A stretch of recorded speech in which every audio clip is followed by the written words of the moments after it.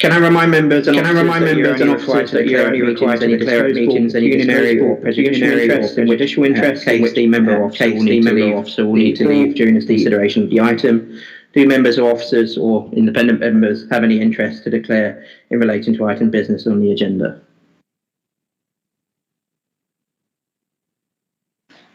Nope. Okay. Item number 1 then, minutes of the last meeting. Members would have seen that the minutes were circulated earlier today. I'm sure you can appreciate some of the strains on democratic services to get some of these items out, and especially as it was given that it was a long meeting last time. There should be minutes, I think, circulated before this meeting on your seats. Maybe give you a minute just to check over them if you're okay with that, and then ask if there's any issues arising. I'll just give you a minute to have a look at those, if you haven't already.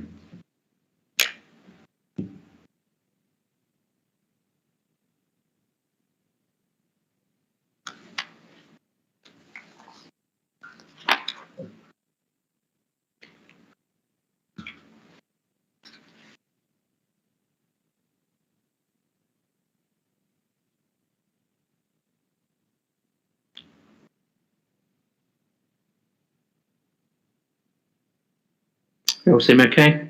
Any matters arising from the minutes previously?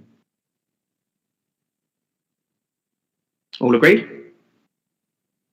Thank you. Okay, item number 2, Chair's update. This is where I want to introduce our 2 independent advisors to the committee. As members will be aware, we held interviews, opened applications in September, and following which we agreed to bring on a couple of advisors to this committee. New advisors are not voting members of this committee, but will serve a 3-year term and will be able to question and talk in this committee. So first of all, I'd like to introduce Ramon Johnson, who is one of our advisors. Do you want to say a quick hello and introduction? Working? Yeah, I think it is. Okay. Yeah, my name is Ramon Johnson. Thank you for the introduction, Chris. I've got a background in management consulting in the built environment, so spent over 10 plus years working as both an engineer, project manager and a program manager at various firms, so hoping to help out the City Council again after working with them previously in the past. Thanks, Ramon. And Stephen Gregory.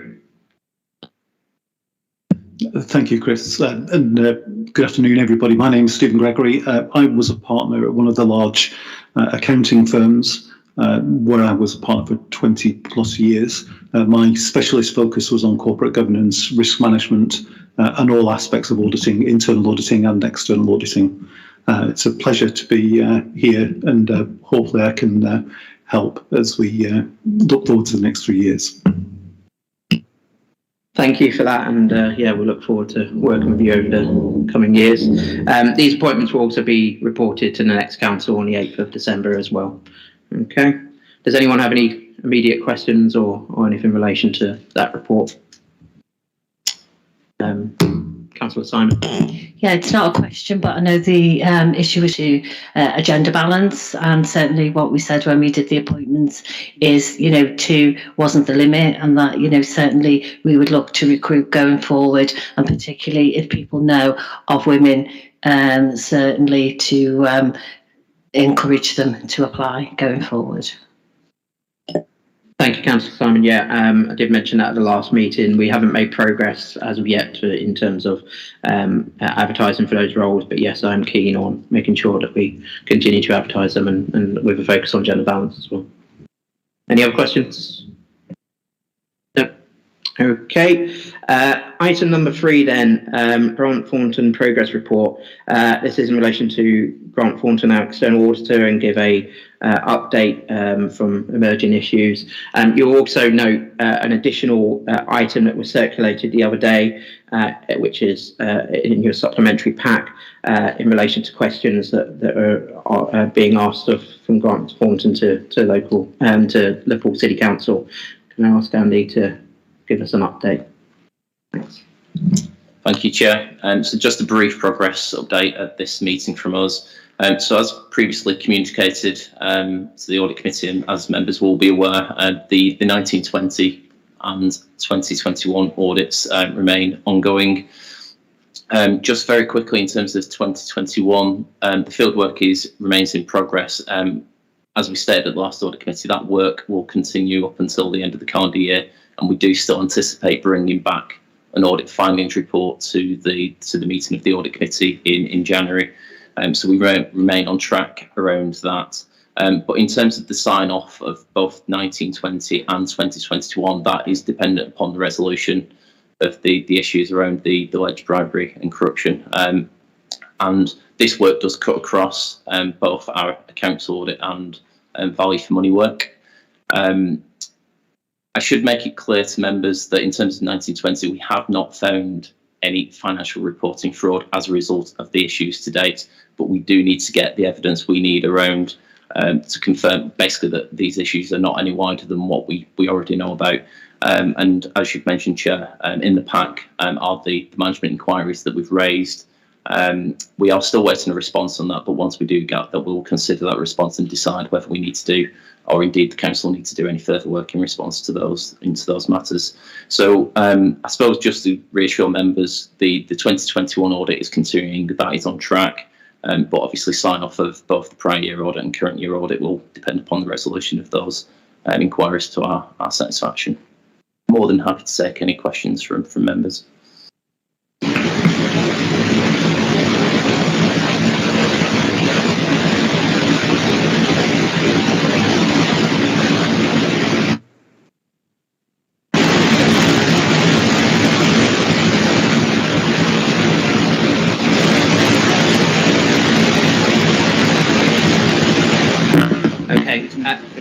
Okay. I'll take questions from councillors first and then open it up to the independent members. First, so do members have any questions they want to ask? Councillor Kemp. Just check, are you also taking at this stage, because Grant Thornton referred to it, the supplementary agenda item? Right, I wonder if I could ask a question then of Grant Thornton. I think these are excellent questions. You were challenged last year, Grant Thornton, I don't know whether it was you because I can't remember, to ask the exact same questions on the last year's accounts. As it has been absolutely clear since January 2019, with arrests in 2019 and 2020, that there are major problems within the council, and Cala reported in March. Why are you only asking these questions now when quite clearly they should have been made almost 2 years ago? Thank you. So obviously we acted upon what information we had at the time. So in response to the first set of arrests, we did do some additional procedures, and they were completed on time last year. Obviously, once the elected mayor or the former elected mayor was arrested, that did change things quite considerably for us, given his obviously being the most powerful decision-making person in the authority, and that somewhat changed the goalposts for us. So once we knew that the Cala report was going to take place, we waited for that report to arrive. And then we obviously considered what additional work we needed to do, and this did lead to these inquiries. I do accept that there was a delay between the Cala report being published and these inquiries being sent to management, and I can only apologise for that delay, but that was a combination of needing to speak to the police. It needed a certain consultation internally with various experts, so it did take a bit of time to pull them inquiries together. Just a supplementary then, if I might.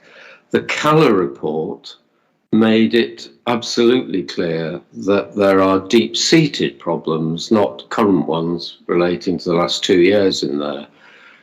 Grant Thornton were told about this continually at the Audit and Governance Committee, and Grant Thornton dismissed the suggestions from my colleague, Councillor Makinson. They ought to be doing investigation. They said they couldn't respond to rumours.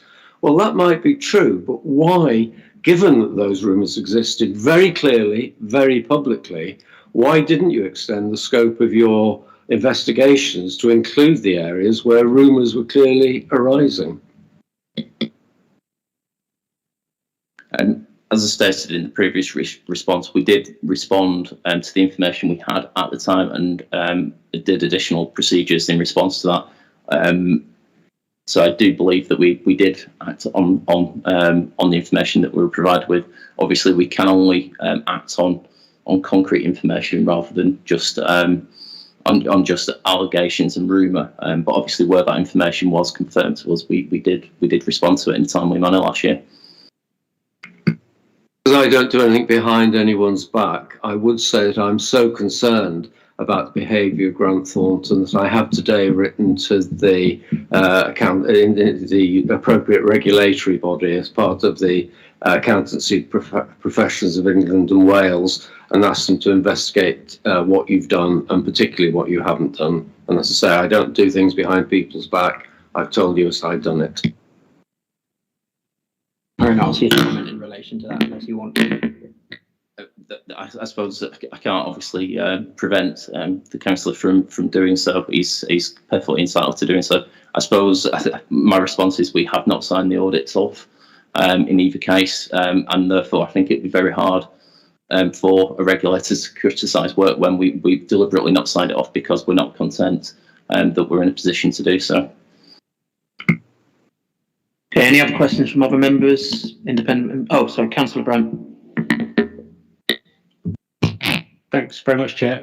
Within the, and I appreciate it, we're not here necessarily to scrutinise you too much, but within the Cala report, you'll have seen a number of particular transactions were inquired into, and a high proportion of those were worthy of comment. Were any of those transactions previously looked at by Grant Thornton as part of their audit process? And if so, did you reach the same conclusions? And if not, what, can you just explain why that wouldn't be the case?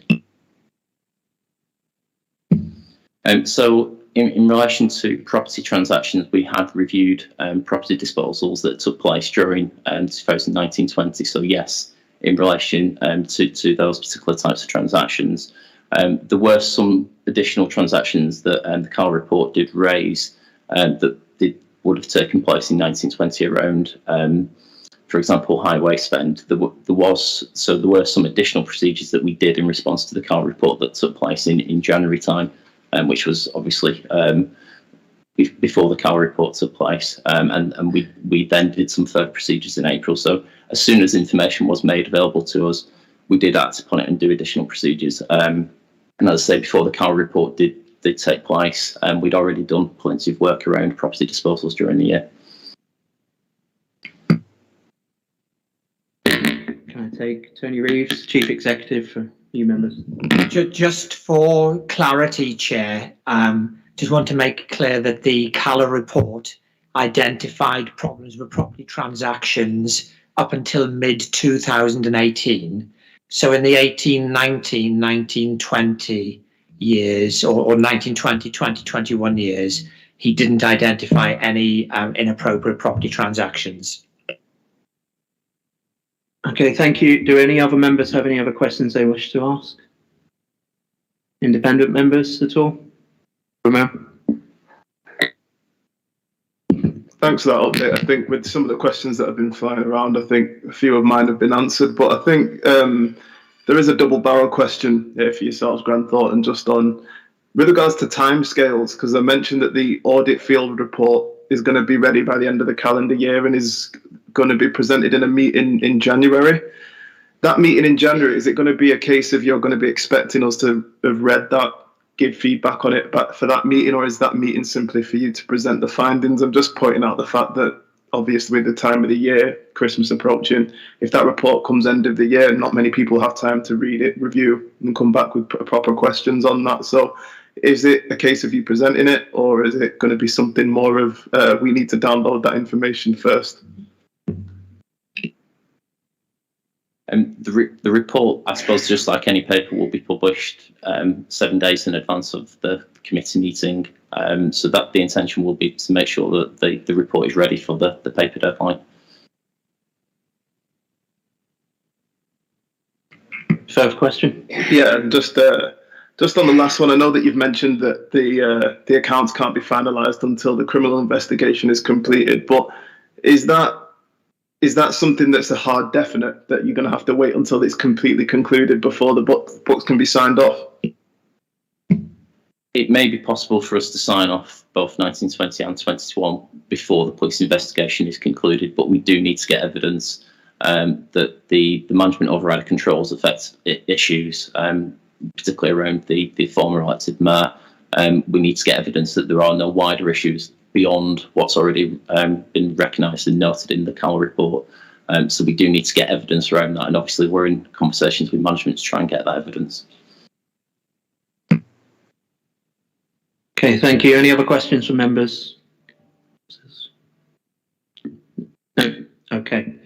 Okay, thank you for the report on that, Andy. Is that noted? Yeah, okay. Moving on to item number 4, I will have to ask Grant Thornton to leave as part of this item. So thank you. You're welcome to come back after the item if you wish, or or you can go. It's up to you.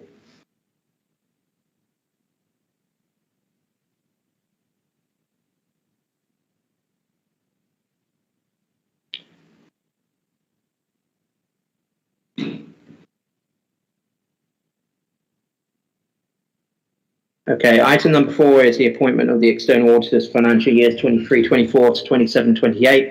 The report outlines the various options for the appointment of external auditors and recommends for the council to approve the invitation by the PSIAS to opt into a sector-led arrangement. Can I ask that members look to pages 18 to 28 on their agenda if they've got a virtual one there, and can I ask Mel Crichton to present the report?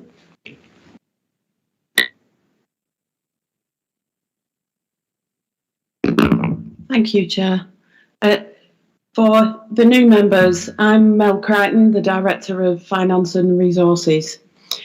So the report deals with proposals for appointing external auditors for the 5-year period to from the 1st of April 2023. There are 3 options that we can pick to procure the auditors, and the one we're recommending is to go through the PSIAS for the reasons that are outlined in the report. If you've got any technical questions relating to this, I have brought a colleague along, Richard, who deals with the auditors and will be dealing with the procurement, who can answer those questions for you. Okay, questions from members. Councillor Crone. Thanks, Chair. I thought Mel, I thought the recommendation made sense. I think the fact that 50% of councils that responded were in favour of going down this route shows it's going to have quite a lot of oversight, quite a lot of engagement. I didn't see in the report exactly how the body that does the decision making is constituted, like where are the people drawn from who'll be appointing the auditors.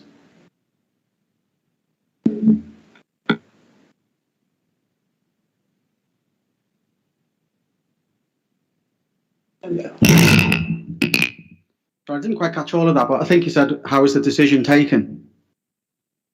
Who are the individuals who'll form the panel who'll basically do the decision making? Sorry, I'm still not catching it. Oh, right. I'm not exactly sure of that, but it's the local government association who've constituted the public sector audit appointments panel. So I don't exactly know offhand, but I can find out. I should point out that whatever recommendation they make would then go to full council on December the 8th as well, based on the response there. Of course, I don't know how helpful that is. Do other members, sorry, did you have any more? Do other members have any questions? Councillor Grant.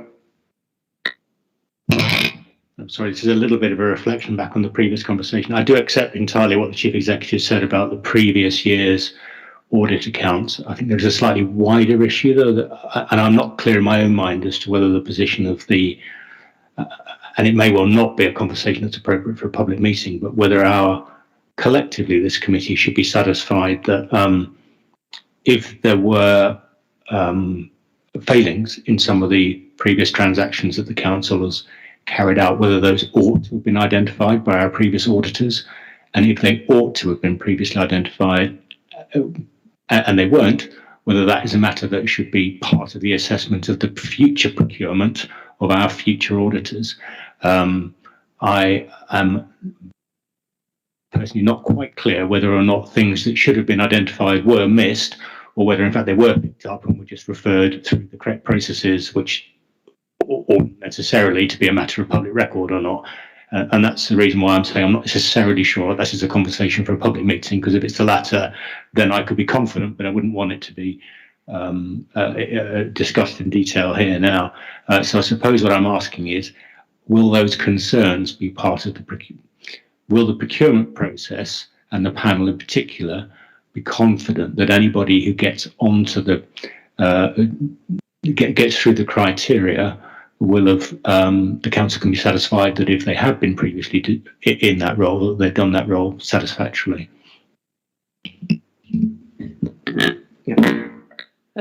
We can feed into the procurement with the PSIA around some questions, but it has to be done in an independent manner. Even if we were to do it within the council, it would be done in an independent manner. The external auditors are also overseen by the FRC, the Financial Reporting Council, who can call audits in. So there is another route that we can go down if we don't feel satisfied with the performance of the external auditors. But we can certainly feed in your concerns or the Audit Committee's concerns into that procurement process. Okay. Does anyone else have other questions they wish to ask? Remo? So just from reading through the report, it's a good report, by the way. It was a good read. I just had a couple of questions with regards to some of the recommendations that were made. So it appears that we've got 9 audit providers that are eligible to do this work for us, but there seems to be quite a lot of preface on the cost implications that may incur. There's going to be future cost implications. We don't seem to know by how much those costs could go up.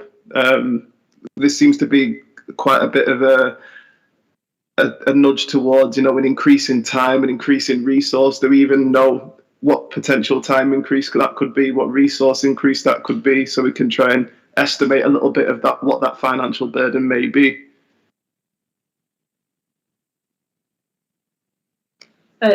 You're quite right. We haven't estimated or tried to estimate what that could be because we don't know.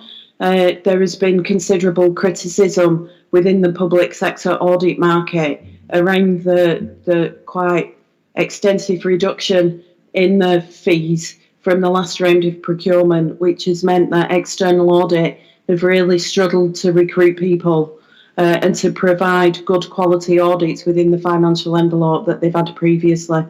Hence why we've not tried to anticipate what that increase in cost will be. What we have seen is a flat audit fee or a fixed rate audit fee, but then increases from additional work they've had to do, so piecemeal increases. And what we want to try and do with the PSIA is to get a proper fee rather than see those piecemeal increases, so that we can budget properly for the next 5 years on what the audit costs will be. Okay. And final question from me on that one is, we do mention that there's going to be, with option A, which is going through the procurement, like a more rigid procurement process outside of the final recommendation with the PSAA,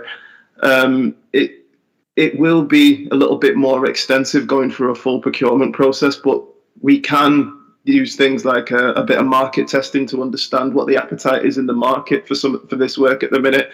I understand that there's only 9 providers out there that are eligible for this work, but have they all got the appetite to do this work for us? And if they have, what pre-assurances can we get before we go into the full procurement session with regards to what they can actually do for us? So having some market testing just to answer some of those questions that we don't quite know yet, because that's a nice free way to try and get some information from the market, really, if we've got time for it.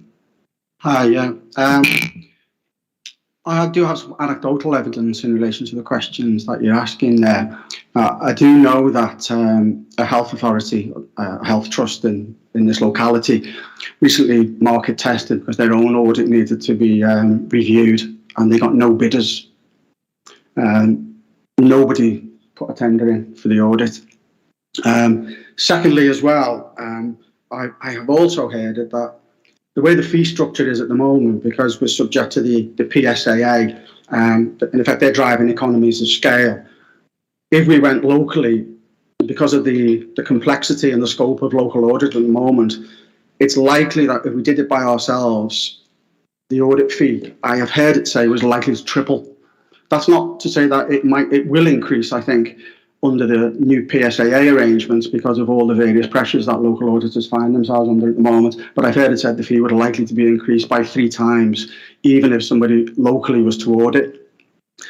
I think at the end of the day, what we have to realise is that there are only 9 providers in the whole of the UK who are able to undertake local audit.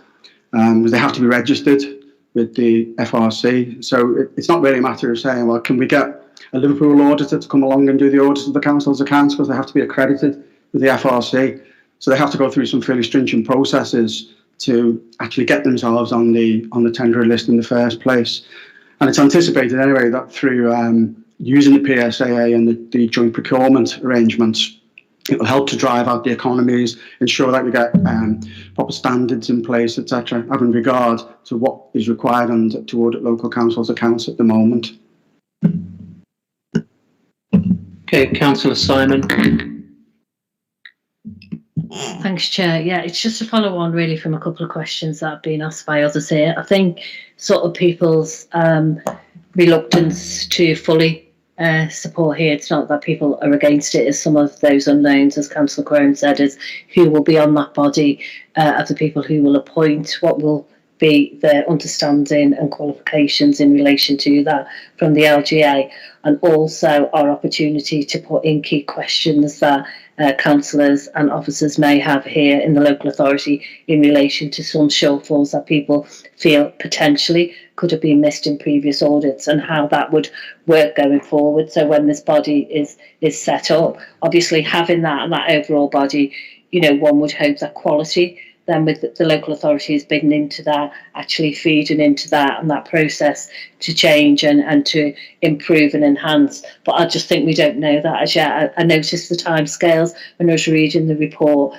The opt-in period is up until the 11th of March. So, I mean, there's not an onus on us to make that full agreement. And I just think, in principle, it sounds the best thing to do, because, you know, we'll be actually coming together with a whole load of other local authorities and can procure a better deal, hopefully. But I think some of those questions and some assurances about if we have concerns, how they can be raised and how they are addressed by the body, I think would satisfy people better. And given we've got that time scale, could we have the responses to some of those before making a final decision, would be my request, because we have got that period of time to do it and 2 full councils in between that to ratify, you know, that decision. You want to respond to any of that, or you want to respond at all, or should we move on? No, okay. Stephen Gregory. Yeah, I just thought I'd throw in my views as a former external audit partner for one of the big 4 accounting firms. So it's more comment than question, actually, folks. So I agree entirely with what you're saying. Actually, when you're looking to do procurement of this nature, you can certainly express questions and even preferences at the time that you make the appointment. But I do think we are in a world where audit fees are going to increase. The amount of work that auditors are being expected to do by the Financial Reporting Council is increasing, not decreasing. And I can't see that changing. There is also potentially a risk premium associated with the audit of this council, which if I was setting a fee for a firm, I would definitely consider whether it was worth my while bidding, and secondly, if I was bidding, I'd want to know I was going to be well remunerated for it. So I think we should certainly expect fee increases. I do strongly believe the way that is recommended in the paper is the right way to go. In my view, it gives us the least worst position, if you see what I mean by that, in that we're not going to get a good result from this. I suspect some of the firms will not want to bid. Those firms that do want to bid will want to bid at a high price. But there is nothing worse than being in a position where you are not able to select an external auditor because of any fault on our part in the selection process, or anything that we have given a firm who may feel inclined to bid a reason not to. So I suspect that the way that's being recommended is definitely the best way for us to proceed. Okay, thank you, Steve. Councillor Kemp. Yes, I'd just like to follow on from what the two independent members have said. The problem with the PSIA approach, and it is the only one, so I'm not disputing that should be the way forward, is that the PSIA, which was led by the LGA, is based on doing two things. One, to make sure there are competent accountancy practices in the field, because you cannot go down the high street and get someone to do this.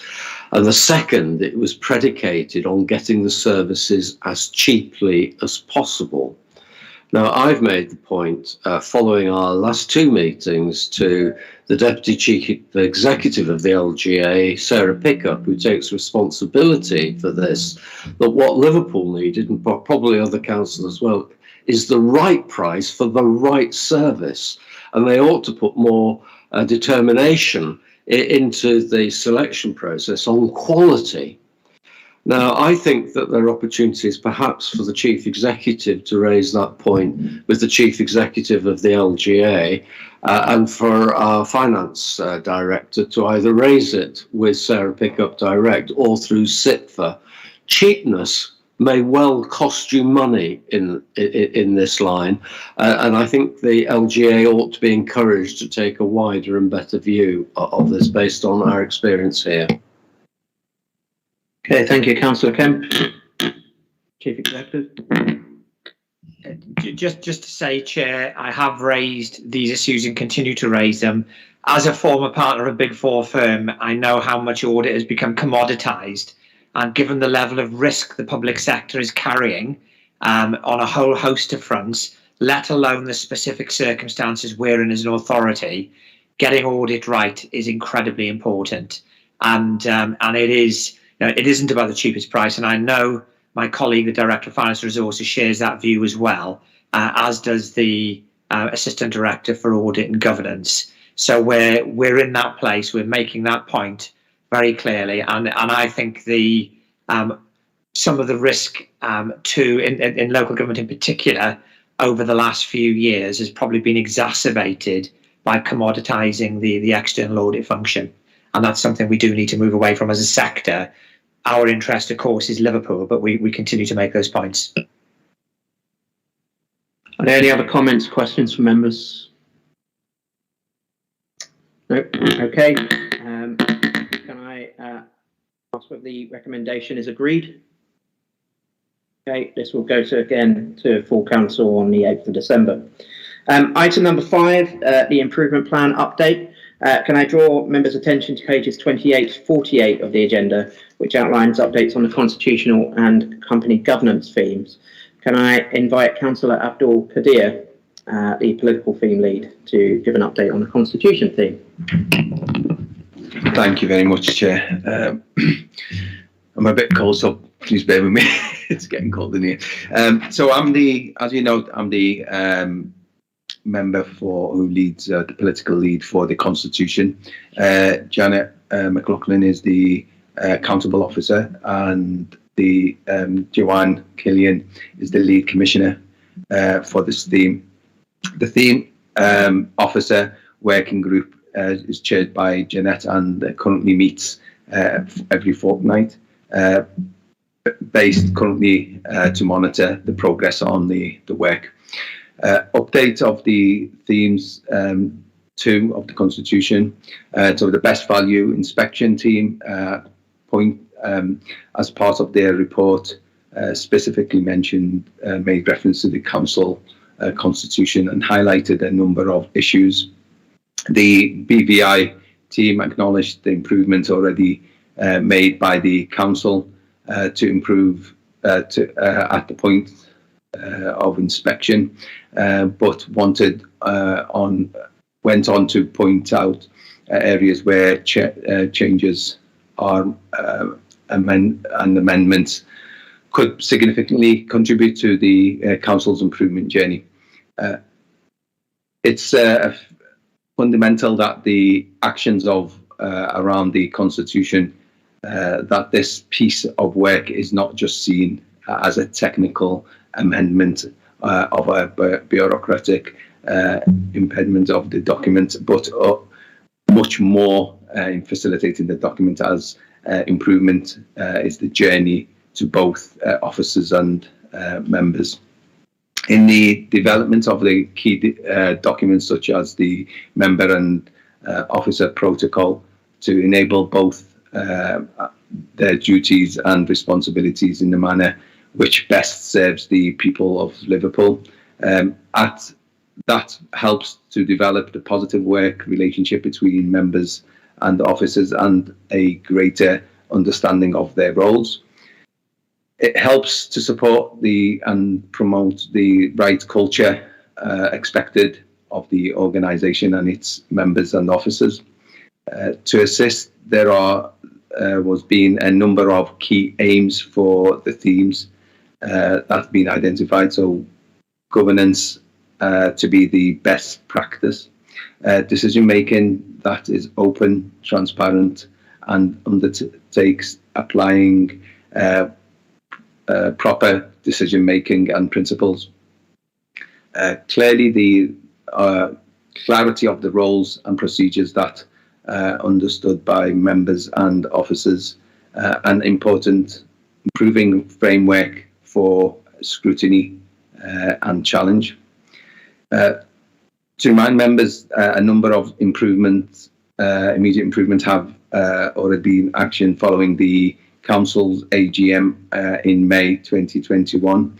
That includes formal adoption of a reviewed member code of conduct incorporated by the LGA model code, a new member code of conduct for planning and licensing matters, constituting the Audit Committee as a standalone committee, establishing a new Standards and Ethics Committee, key decision threshold reduced to 250,000, and the changes to the procurement of external legal advice.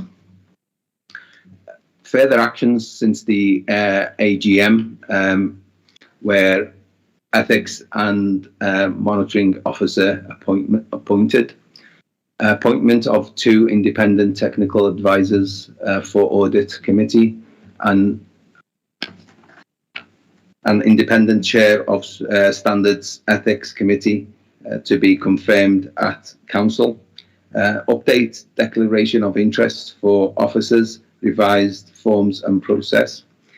Phase 1 development or member development programme, which has been well attended by and completed 94%, have completed the 3 sessions supported by the LGA, CITFA, Centre of Governance and Scrutiny.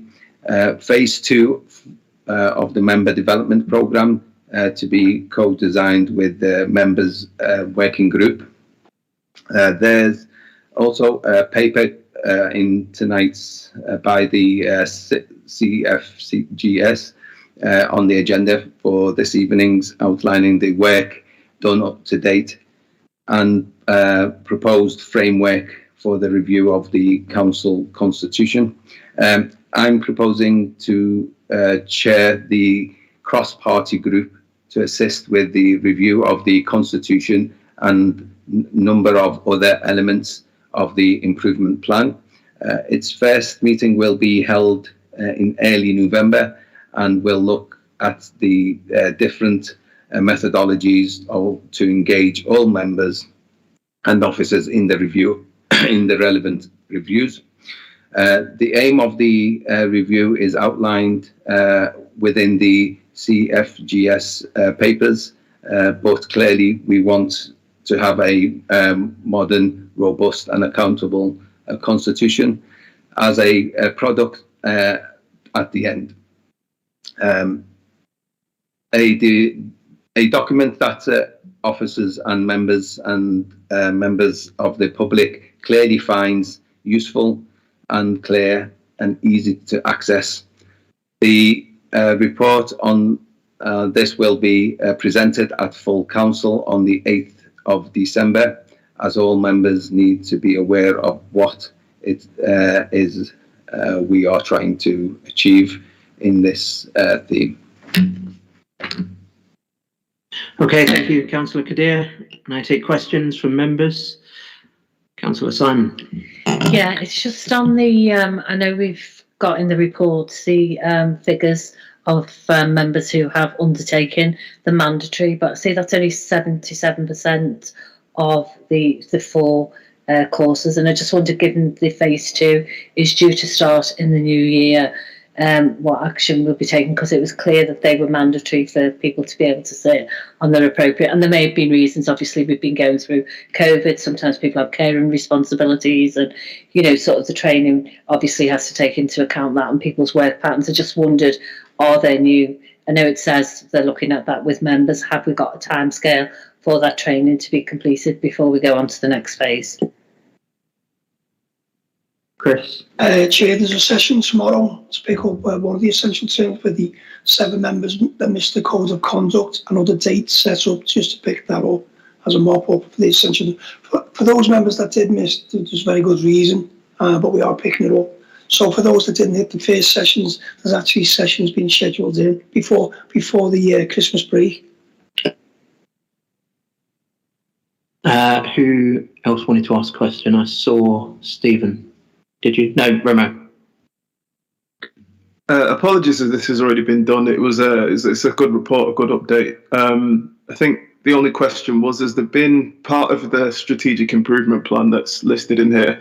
Has there been any benchmarking that's been done to any external sources or known strategies within this sector, just to kind of have a look and understand, you know, what good is, what good performance actually is from an external point of view, and how we're tracking that going forward as part of this strategic improvement plan?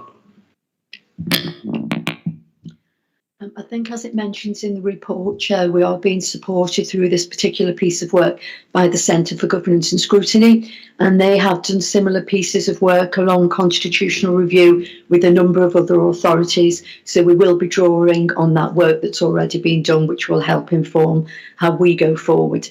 One thing I would just like to point out by way of reassurance for members is that this review of the Constitution isn't being driven by the fact that anything in our previous version was unlawful or incorrect. There's actually already been what the Centre for Governance and Scrutiny have called a desktop review of the document, and they're satisfied that the document is legally sound. This is really about having something that's a bit more user-friendly, a bit easier for people to reference, and will actually make procedures simpler for people so that we can make sure that our governance processes are transparent and easy to understand. Further to that, I've also been made in contact through the LGA with other authorities that have been through this as well, for me to kind of see how they went through it, what their challenges were, and as you said, what best practice looks like as well. So we've had that support as well from the LGA. Thank you for that. That was Jeanette McLaughlin, who is our monitoring officer. And officers can maybe introduce themselves when they're kind of introduced. I should have mentioned that there's a lot of assumed knowledge, and we're all guilty of that sometimes. So, does anyone else have any other questions or comments they wish to make? Okay, can we note the update? Can I invite Deputy Mayor Jane Corbett in place of Councillor Sarah Doyle on the political theme lead to give an update on the company governance Thank you, Chair. So I think members are aware that Councillor Sarah Doyle is lead for the Improvement Delivery Plan Theme 5 for the Liverpool City Council companies. Peter Casterton is the Accountable Officer, and Neil Gibson is the Lead Commissioner for this theme. I actually cover Theme 7, which is Investment, Capital Programme and Property Management, and my Commissioner link person is Deborah McLaughlin. The Theme Officer Group is chaired by Peter Casterton and meets on a monthly basis to progress and monitor the work programme. So looking at Theme 5 that we're looking at today, the directions from the Secretary of State stated that the Council must, in quotes, review within the first 24 months the roles and case for continuing with each subsidiary company of the authority. So for those companies that it is agreed to continue, ensuring that the directors appointed by the authority are appropriately skilled in either technical or company governance matters to ensure each board functions effectively under the terms of an explicit shareholder agreement and a nominated shareholder representative. For those companies which it's determined not to continue with in this form, then to establish a plan to internalise, close or sell as appropriate. So the 4 actual companies the Council has as 4 subsidiary companies are the Arena and Convention Centre Limited, ACCL, School Improvement Limited, SIL, Liverpool Street Scene Limited, LSSL, and Liverpool Foundation Homes Limited. The structures, management and governance arrangements for these companies are being reviewed, building on the previous work of the company's governance committee, which I was a member of, and Councillor Paul Brandt was chair, I think, Paul, to determine the future of each company and to ensure greater visibility of company delivery, performance and risk. At the core of each review will be to consider the outcomes that we are seeking to achieve and whether a wholly owned company is the most appropriate model of delivery to do this. So as part of phase 1, local partnerships, which is a joint venture between the LGA, Her Majesty's Treasury and the Welsh Government, has been procured to undertake a short, objective, independent review of each of the council's 4 wholly owned companies and will report their findings to the council. So the review parameters have been established, a timeline agreed, as you can see in the report, to complete all the reviews by March 2022. And this is the next bit's really crucial, really. An external legal firm, Winkworth Sherwood, has been procured to develop a company handbook and to provide legal advice on matters such as shareholder agreements, which obviously are different for each company, articles of association and reserve matters, which are again crucial. The first review is the Arena and Convention Centre by the local partnerships, and that's taken place. And this included an evaluation of the documentation and interviews with key stakeholders as well. The outcome of the review and recommendations as to the next steps will then be reported to the Cabinet in January 2022 and then on to yourselves at Audit Committee. The second company to be reviewed is School Improvement Liverpool. Interviews with key stakeholders, including council and school improvement staff, Cabinet member lead, head teachers, members of the Education Improvement Board and others, and that will start early this month, November 21. The third review is of LSSL, and this is expected to start later on in November. And then Liverpool Foundation's Home will follow soon after that. As I said before, each company is very different, and after each review, an individual action plan will be developed for that company to deliver the agreed outcome. And then after all of those have been completed, phase 2 of the work programme will look at the council's involvement in other companies, such as joint ventures and associates. Thank you, Chair. Okay, thank you, Councillor Corbett. Can I take any questions from members or comments from members? Councillor Crowe. Thanks, Chair, and thanks, Jane, for presenting that report. Obviously, there's a large amount of public interest in issues surrounding the ACC at the moment, so it's very important that this work is being done to assess whether the current model is the best one. So just a few questions about that. Obviously, with it being an issue of great public interest, given the arms fair that took place recently and all the demonstrations that has resulted in, could the process of review, could it be something that is opened up to the public to some extent? Could there be publication of minutes and the opportunity for the public to comment on what they think is the best way forward, to see if there's a consensus among the public of Liverpool? I noted that you said that the report that's been produced already, or the review that's been produced, is going to go to Cabinet and then come to Audit.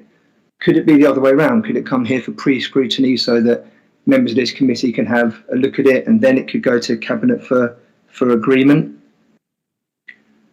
So that was just, I thought that'd be a more logical way of doing it. And just finally, the process we're going through of looking at all these companies and deciding what the best governance model is for them is obviously a direction from the Secretary of State. So could that potentially be more forceful than the agreements we've got as a council between the various companies? So could it compel us to make changes to the agreements that we've got? For example, I presume the external legal advisors will be helping you work that one out, but do you have any insight into that at this point? Do you want to answer some of those questions? Just very I'll quick, answer the ones I can. well, just very quickly in relation to the question about the report coming to Audit rather than Cabinet or vice versa. A few weeks ago, I did ask Internal Audit to produce a report in relation to this. And I know we're still ongoing in relation to that, but I don't see a problem in relation to it coming to an Audit and then to Cabinet or vice versa, really. So we can address that, I suppose, coming up to the next Audit Committee in January, if that's applicable. Do you want to? Yeah, I think to be clear, would be useful if the Audit Committee worked out what the Audit Committee's role is looking at this, which is different from a Select Committee. The Audit Committee is different from Select. So again, perhaps take some advice on that. I'm trying to be helpful here. In terms of the process that it goes through, it goes to Cabinet, and then it would come here. It's a technical review, and it's commercially sensitive. So I can see what you're saying in terms of the wider issues about ACCL that have been raised, but this is a technical report. It looks at things like, as I said before, the shareholder agreements, reserve matters. It actually shows options of ways forward. So that's why it's technical, and that's why it's commercially sensitive as well. Obviously, a lot of questions have been thrown up around ACCL particularly, but also other companies. But I think I would take some advice on how the scrutiny function of the council and how the Audit Committee interrelate, or actually don't. The Audit Committee is completely separate.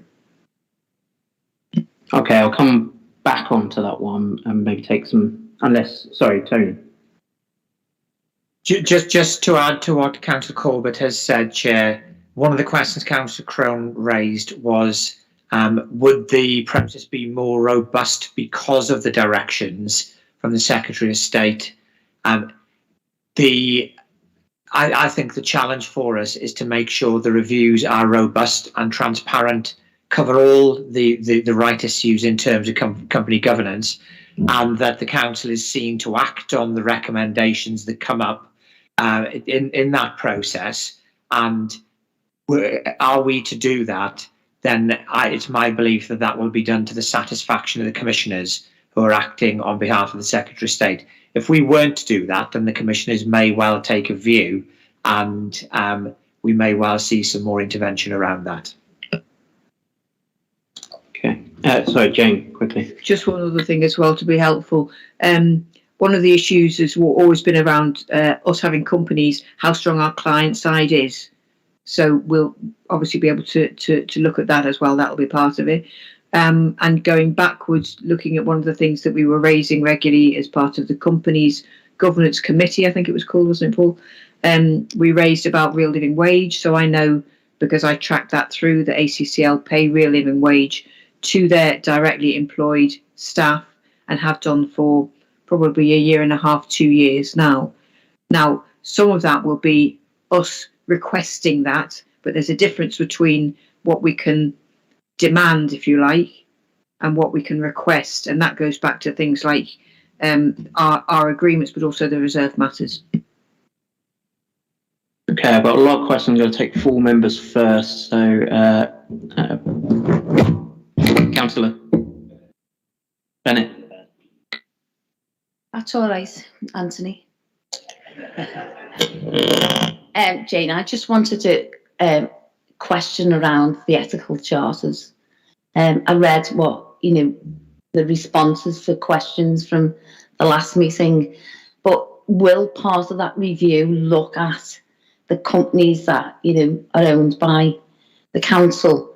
And I know we can't demand, as you just said, there are a difference between requests and demands, but within any review, look at the ethics of each of those companies and either request or demand as part of those reviews, and any subsequent, as part of that review, any subsequent procurements through those companies, that it would be an ethical charter would be part of a demand and not a request. Thanks. So, Chair, it's the powers that we have for each of the companies separately, which are all different. So ACCL was set up some time ago. The reserve matters, for example, that then says, okay, what should be in place? What can we as a council that own that company, what powers do we have? All of those powers are being looked at and then saying, okay, what can we, because obviously we would love it to be in place in terms of an ethical charter. It should be there. We raise things like that. I was using the purpose-driven model in terms of the principles in our discussions, but it's what we can actually enforce. And that's what we need. That's what the review is partly about, to see the structures of each of those companies, what is in place, what could be in place, because what we want to aim for is really ethical companies. So I remember being part of setting up School Improvement Liverpool. I got the word ethical in there deliberately. ACCL was set up before that. It's the one set up after that. So the intention is all our companies as a council that our subsidiaries should be ethically driven and purpose driven. It's the powers that we have at the current time, whether we can change any of those, whether we can't. So that's what we need all that technical detail on. And some of this is really technical in terms of legalities, etc. So I'm hopeful that the work that local partnerships are doing, who are actually very good, and it's helpful to have an external body, if you like, who knows this stuff, help us to look through this. It gives us another set of eyes that we can then respond to. So I really welcome this. Okay, thank you. Councillor Brandt. Thank you, Chair. I think it's going to be important for this process to set out the objectives of each of the individual companies, because they are very different beasts. I know Councillor Corbett fully knows this more than most. But for example, LSSL is predominantly there to deliver services for local people. The School Improvement Service was an attempt to expand a centre of excellence and to revenue raise and support a service that we wanted to keep in-house. The Arena, which has attracted an awful lot of attention for separate reasons, when it was originally set up, funded by the EU, part of its main function was in order to generate activity, particularly for the visitor economy, particularly in an area at the time when we were relatively weak. As I remember the original reports, Liverpool was unique amongst major cities in the country of having greater degree of footfall at the weekend than it did during the weekday. And part of the reason, therefore, part of the definition of success for the Arena was never to make a commercial return for the city, but was to a commercial return for the city council, but was to generate economic activity for the city. And therefore, I think it's quite important that the process of evaluation needs to have regard to what were the original definitions of success, and maybe update them and maybe say they're no longer current, but nonetheless, we need to be in our conversation with the public about what we define as success for each of these institutions. They are in fact different for each of those institutions as well. And I wouldn't want it to be judged just against pure profit and loss on the individual entities. accounts. Is that process going to be one which, at which step in the process will that criteria as to what our version of success be generated?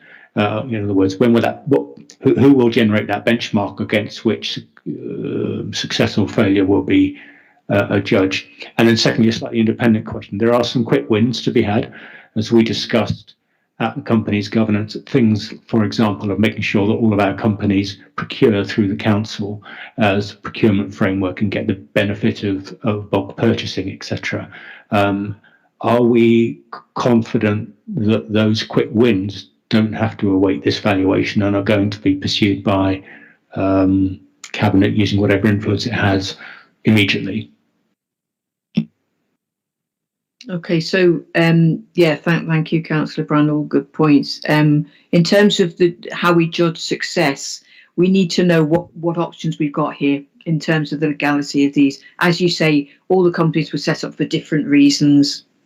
So if you look at school improvement, it was set up to make sure that the standards within schools, we didn't lose that ability to drive up standards because of the cuts from government coming in. So we set up the traded company, which then meant that we could buy off that, and also they could generate money from externally outside of the council boundaries and bring that back in and give it at a very fair rate to us as well.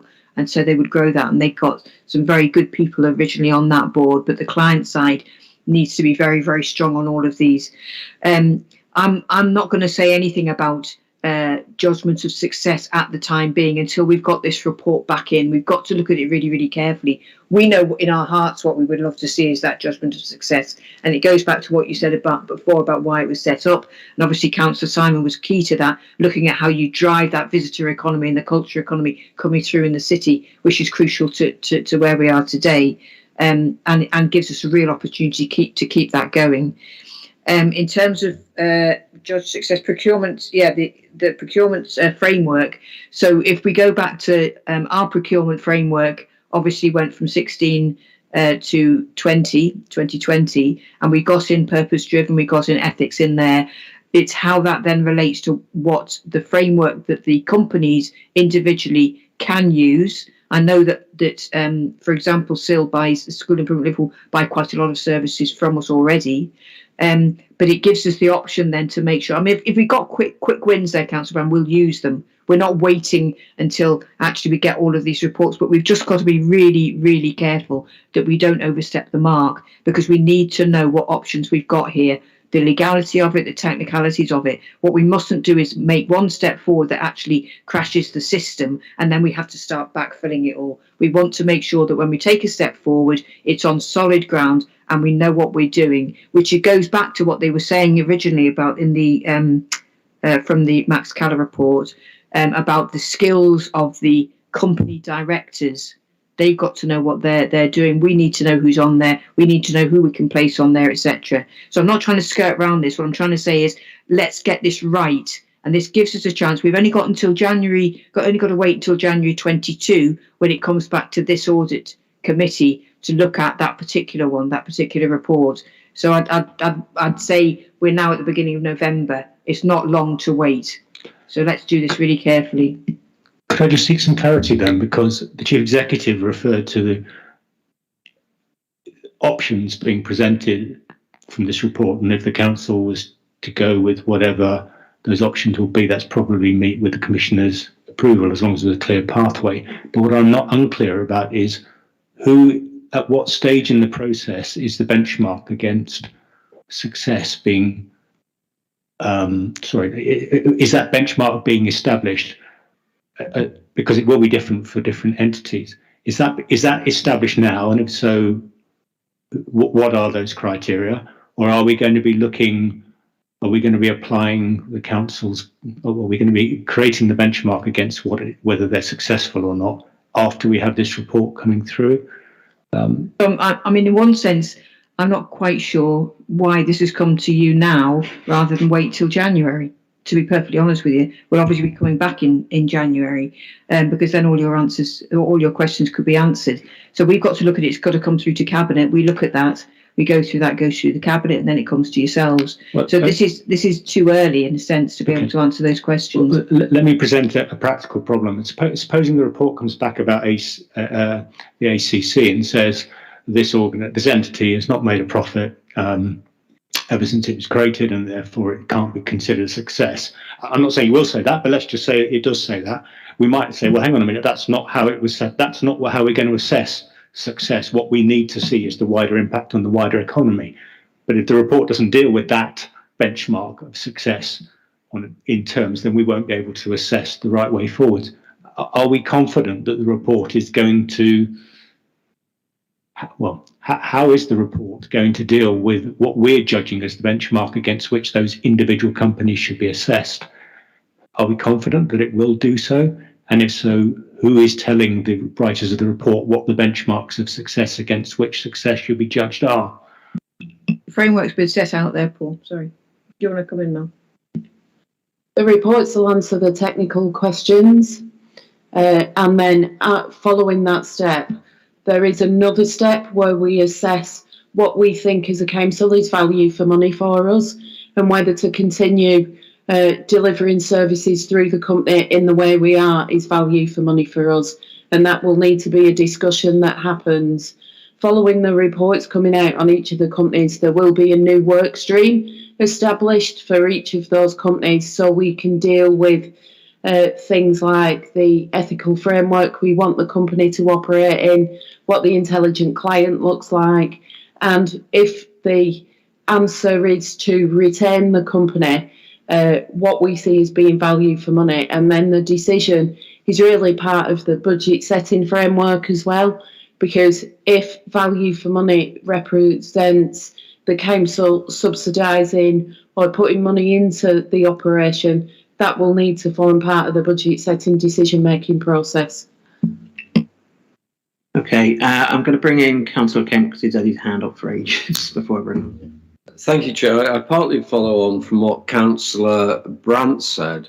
Seems to me that we have two very different types of company here.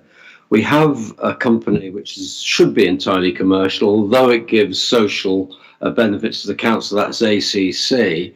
And then we've got three companies who basically provide council-type services, albeit sometimes to other councils. And there's no reason why a council cannot directly sell services to another council. I was in a council the week before last where they sell the services of their chief executive, their chief finance officer, and their monitoring officer to two more councils. So there's also, I'm sure when we've got plenty of time in the future, we'll be able to flog you off, Tony and Mel. But so my question comes back to this. Is the review actually looking at whether we need a company at all? I'm grateful for that, because that means that we're looking at the whole gamut of how to provide a service, not how to run a company. And I accept that the ACC is an entirely different category than the other three. So that's an assurance that we're actually looking at the basic need. Absolutely. As if you go back to the ACC, again, as councillors have said already, that's a particular one that helps drive the economy, which is what Councillor Simon was saying before. It helps drive the economy. That's very different than LSSL, which does street scene. So they're all very, very different. But part of the review that we're looking at is to establish a plan to either internalise or close or sell as appropriate. So each of those reports will be different in their own way, depending on going back to the Articles of Association, what they were set up for, whether actually they are being successful, Councillor Brandt, in terms of why they were set up in the first place. It's a great springboard for us, because we've got to get that technical stuff right. And we can then use that as well within our own context to see what best value looks like, because it's not just value for money, it's best value, which, as we know, is social impact as well as environmental impact in the context of climate emergency particularly, and then economic impact. So we're looking at all of these in the round. If one of them doesn't stack up, it isn't useful to us, then we have the option of either selling it off or closing it down or whatever we want to do. But it gives us that framework to be able to move forward in terms of using our companies in the best way, or closing them or selling them. Hey, Councillor Simon. Yeah, much of what I was going to say has been said by previous councillors, but I think it is really crucial that evaluation of from where they started to where they are now is benchmarked properly in relation to the set criteria of them. And if that was unclear or isn't clear through that evaluation, then clearly that needs to be said. But I think because when you're looking at whether it's best value, whether it's about social impact, it is that wider impact, as you say, with the likes of ACC, you know, how that's grown the cultural economy, how it's grown small business, how we benefit from council tax, and how that obviously puts people in employment in the local communities and also feeds into our community's agenda. Now, that's not to say that we keep hold of that company, because again, we then need to look at that next step, don't we? Is this the best model to do that? Now, it was set when it was set up back in 2008, it was a very different picture in Liverpool in relation to that cultural and visitor economy. Some of those things may have already been, you know, achieved now. Should it have something else? Should we be involved, etc.? But I do think whatever we do and however we evaluate, and I know I've said this at other committees, for me, it's really crucial that we actually set what those objectives will be by which we measure success, because I don't think we're very good at that. And I know sometimes it's quite difficult, but also how we will monitor, scrutinise and audit that going forward, so that, you know, if things are becoming difficult or the market changes or our needs as a council changes around services, are those some other companies that we can react quickly to those things, and we're not just, oh, we've got this. So I think sort of the evaluation of where we've been, but the most important thing is where we're going, you know, whether we decide to keep them or not. We're going to have to provide some of those services in some form. And I think just having those objectives and how we monitor them is really, really important. Yeah, cool. I welcome that contribution from Councillor Simon. It's absolutely brilliant. So it's within that context. If you look at, for example, the climate emergency stuff, one of the options is, do we look at across our assets? We want to decarbonise our assets. Does that include the ACC? We can look, you know, big question. What about the economic strategy? How does that help sit within our economic strategy? What about our regeneration strategy? So we want to look at it in the round, but we need that technical stuff as well within that, so we can then use those steps forward. Councillor Crone. Thanks, Chair. Encouraging in this conversation to hear a lot of talk about social values and ethical frameworks and stuff like that.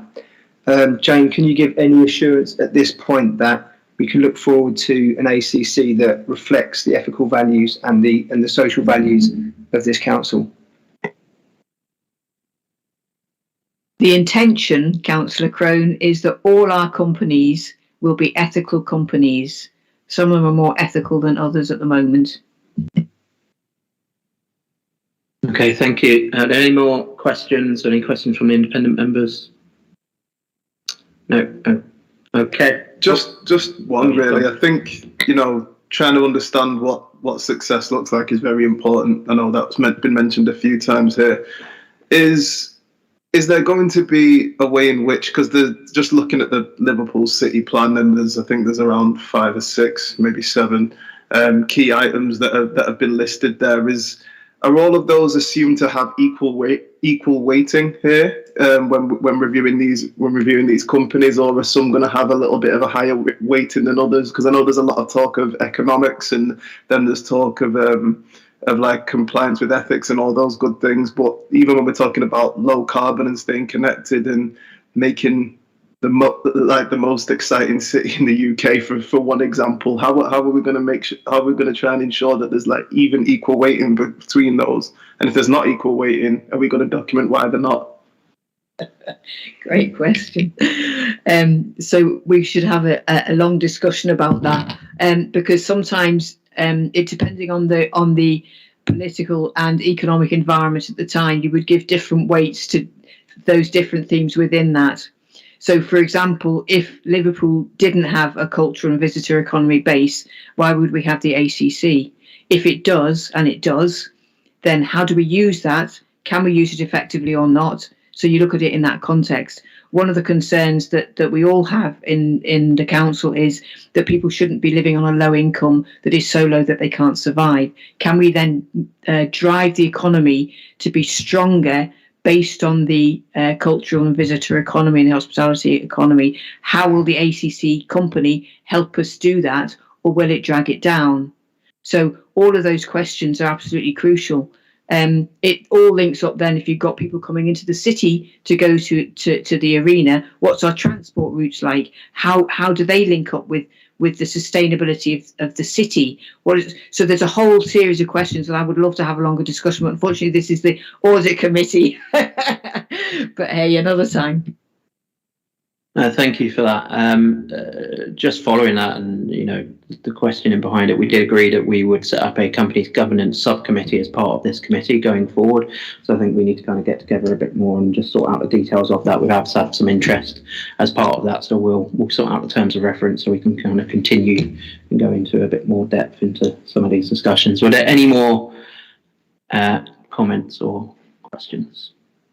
No. Okay. Can we note the update? Thank you. Okay, item number 6, risk management strategy and corporate risk register. Can members please turn to 49 to 98, which outlines the revised risk management strategy and action plan and corporate risk register. Can I ask the head of internal audit, Chris Walsh, to introduce the report? Thank you. Thanks, Chair. The purpose of the report is to outline an updated risk management strategy, which has been reviewed in light of both the pandemic and the best value inspection. The risk management strategy, which is presented in the paperwork, indicates the benefits of effective risk management, as well as the need to embed risk management as a tool across the authority, both in business planning, performance, and supporting the delivery of the council's objectives and priorities. It indicates members' oversight around risk management, so the approval of the strategy lies with this committee, the Audit Committee, and also it is then submitted to the Cabinet following this meeting if it's approved. It also indicates that the value maybe to the other select committees are reviewing the Directorate risk registers that are relevant to their terms of reference, and the update you get on a quarterly basis, one from Regeneration to 99 communities last time to this committee, which covers their risk register. Attached to the strategy is a short sort of action plan to embed risk management as a culture within the organisation, and importantly, the updated corporate risk register. The corporate risk register outlines those risks which have a major impact on the organisation or on the delivery of corporate objectives or priorities. These risks are owned by the corporate management team and managed by the corporate management team and will be regularly reported to this committee. There are also references within the body of the paperwork other risk management arrangements around COVID, corporate projects, the actual improvement plan itself, as well as other risk registers which have been subject to previous reports to this committee, such as fraud risk registers. I'm happy to take any questions on the strategy or try and answer questions on the CRR, the corporate risk register as well, Chair. Okay, thank you. I think it's a really good report, and thank you to everyone that has been involved in producing this. I think that, this is the bread and butter. This is the bread and butter of the culture change, in my opinion. And one of the things that I know we've had a conversation about and I've asked internal audit to do is to make this as wide as possible, and so that everybody can take ownership of it. So I think at the next committee we'll have a bit of a presentation about how we're going to have a front of website governance or transparency page where you can kind of have this information ready to hand with the constitution, the risk register, etc., and embed this far more in our culture within the council. Does anyone have any questions, comments that they wish to raise? No? Any independent members? Just a quick comment of support, actually. It's very difficult to find a process that is sufficiently sophisticated to be valuable and yet not too sophisticated so that it just flies over the top of people's heads. And I think you've got this balanced absolutely perfectly. But the challenge with all of these things isn't whether the theory is any good, it's whether the practice is good. So following this through and following it up at this committee and asking appropriate questions is going to be key to its success. But I think it's an outstandingly good piece of work to start with. Tony. Thanks, Jen. I should have introduced myself earlier on as the Chief Executive, Tony Reeves, so apologies for not doing that. And just to build on this and the point you made about culture change, and thank you for the comments about it being a good plan. The key thing is how we take it forward, how we use this information. We use data and intelligence to direct our resources appropriately and make sure we also have transparent governance so that we can be accountable for the things that we're doing. And I think the direction the organisation is moving is very much along those lines. And I've no doubt that you will keep our feet to the fire appropriately as the Audit Committee in making sure that happens going forwards. Romeo? Yeah, echoing both of that. I think the process is very good. But the only thing to help us go forward with tracking some of these items, especially in the action plan, it was just around the timescales. I know we spoke about it before, but it's just where we've got elements where we're saying ongoing. If those elements are ongoing and they don't have a target end date, if there's a way we can track if that risk has been decreased or it's increased over time, just so when we check in again, we can kind of just see how it's moved or if it's not moved at all, and what we need to do to mitigate that going forward. I think that's correct in terms of what we have as a process. Is you have the action plan, then we'll have sort of what actions have taken place around that issue within the last period. But the big message here is in terms of risk management, the corporate risk register is a really important document. It'll probably be accompanying the budget proposals that go forward, and that regular review in the chief executive of the corporate management team is important about how we're tackling emerging risk, but also is that still at that level? COVID's a good example for that in terms of what you have to respond to quite quickly. As you can see in the paperwork, we review that on a regular basis. There's a lot of structure behind the frameworks here that we've set up over the last year and a half. And again, I'll use COVID as an example, but also the improvement plan. There's a lot of thematic groups and other groups that exist that didn't exist previously that deal with the management of those processes. But I agree with what Ramon just said. The next action plan will have a list of actions underneath those issues, so a more granular level of detail. Councillor Simon? Yeah, thanks. I was just going to make a similar point because I see this as the overarching policy, which is really good. But I think for those reports that are going to those individual select and scrutiny panels or coming here, that it's really important. We have that time frame. I think the other thing that's really important as well when we're doing those risks is around contingency. What is our contingency if things change as well, and particularly for elected members in them understanding some of those issues, and sort of those detailed action plans sort of saying, this is why we think this is a risk either we have to take or we believe there's a good risk to take for X and Y. And actually, these are the contingencies that we've built in as a local authority should circumstances change alongside those timescales. Because I think you can weigh it a little bit better than when you're looking at what some of those, you're balancing it against. So I think, I would agree this is a great plan, that's been drawn up, but I think the actions that go to selects should be a little bit more detailed in relation to what people can then scrutinise. Okay. Any other questions, comments from members? Okay, can we note the report? No, item number 7 then, the PSIAS external assessment. I'll give an update in relation to this very quickly. This is in relation to the core cities peer review process, and the report outlines terms of reference for the review. The purpose of the external assessment is to help improve delivery of the audit service and the organisation. It should be a supportive process, and it identifies opportunities for development, which ultimately helps enhance the value of the audit function of the authority. I'm giving that verbal report as I'm the sponsor of the report. This will be done by Bristol City Council in December. Are there any questions or comments that members want to make in the report? I'll try my best to answer, or might refer to an officer for things at more detail. Councillor Brown. So is this just a report that this is a peer review just of our auditing process? Yeah. Okay. All right. Yeah, into internal audit. So it's usually a 5-year process.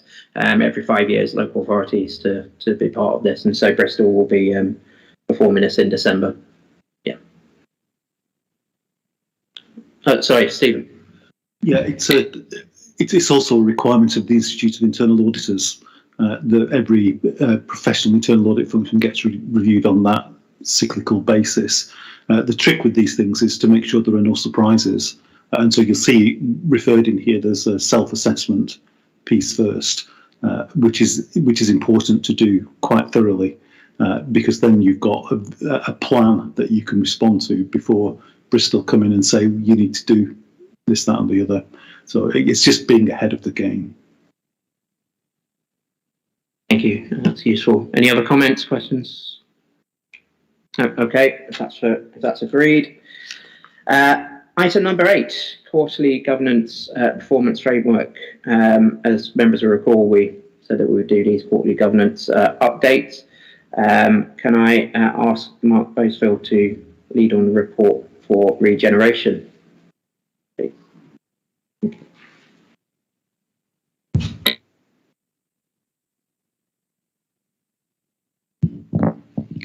Thank you, and good evening, everybody. I'm not going to go through the contents of the report. I'm simply going to provide some comments on its context, so you know that the Regeneration Directorate in general is under a specific commissioner's regime, and that our work focuses on improving the Directorate overall, part of which, of course, is risk management. So there is a separate improvement theme 7, Jane Corbett mentioned it, that we're pursuing, and the vast majority of the actions there are on track. There's an equal number ahead and behind. Within that, there's always a question about what you tackle first, whether it's a risk register or a prioritisation table or behaviours within the Directorate. I think we have made sensible decisions about culture change, prioritisation, operating procedures, and are addressing the risks now. There is a really good risk register functioning and escalation process functioning in transport in particular. So we were pleased to see the other day, for example, risks around transport inflation, so fuel inflation in the transport system, being flagged, escalated, and then meeting Mel's approval because she'd flagged the same risk the week before. And we're trying to replicate that approach for the development investment team and the planning team as well. So that's the broader context, and I'd welcome any questions on the specifics contained in the submission. Thank you.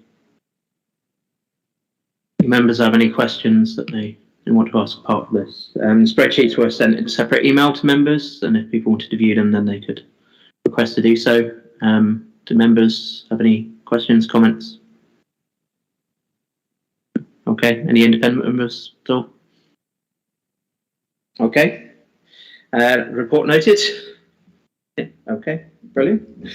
Okay, item number 9 then, training for members of the committee. We have mentioned about training before. Can I ask officers to give the committee any update on training to be arranged for members? Do you just want to speak to yourself about circulating some dates both on training on the accounts and treasury management?